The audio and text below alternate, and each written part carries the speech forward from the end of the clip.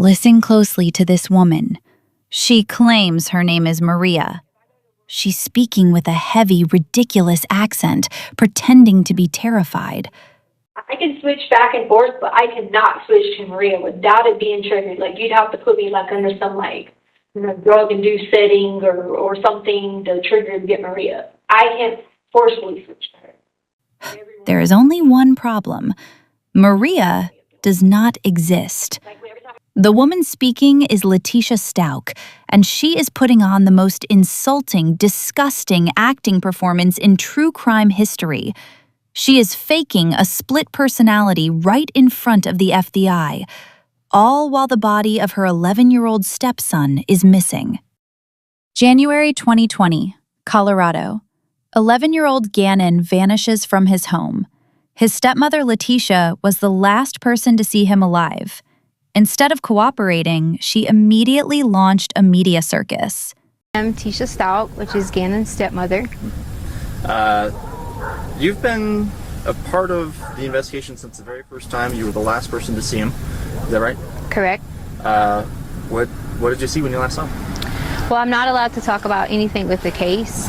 I would more so be willing to talk about how the community needs to have faith and continue to work together and not make these false accusations, like the things that have been said that I've disappeared from the community. I haven't been there to help, but there's lots of reasons behind that.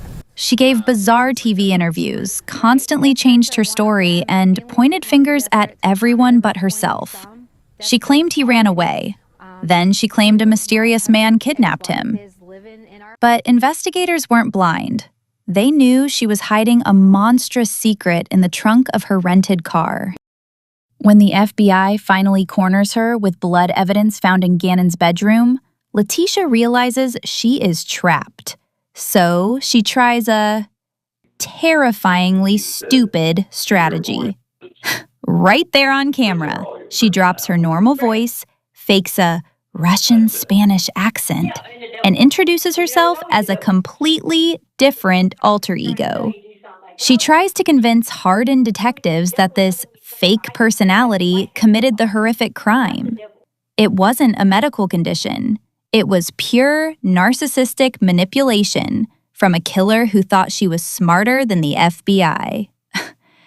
For me, I don't believe in this whole thing where people say, oh, these people are talking to them. These are your cosmic powers in your personalities. Like, all my personalities are go talking to me and be like, why don't you just slap that girl? And I'd be like, no, I'm not slapping her. But detectives didn't buy her cheap theater.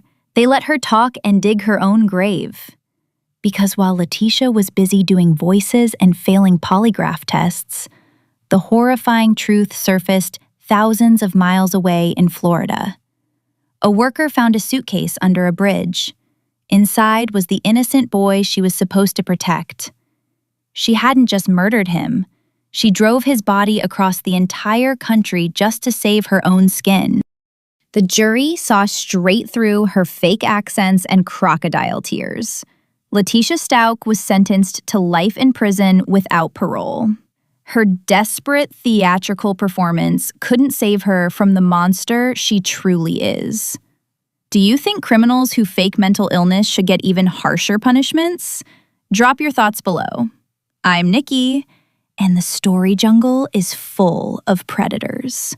Stay safe.